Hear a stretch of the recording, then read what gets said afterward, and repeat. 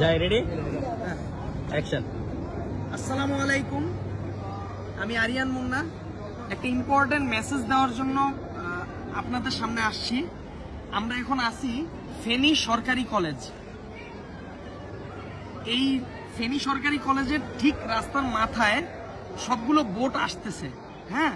কিন্তু দুঃখজনক বিষয় হইল, আপনারা যা শুরু করছেন এটা আসলেই আমাদের জন্য কাম্য না।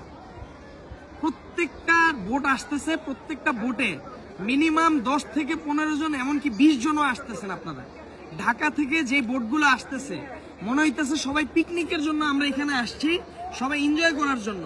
আমরা মূলত আজকে সবাই একত্রিত হয়েছি রেস্কিউ করার জন্য, যে সবাইকে যেন আমরা, যারা আটকায় আছে বন্যার মধ্যে, তাদেরকে যেন উদ্ধার করতে পারি।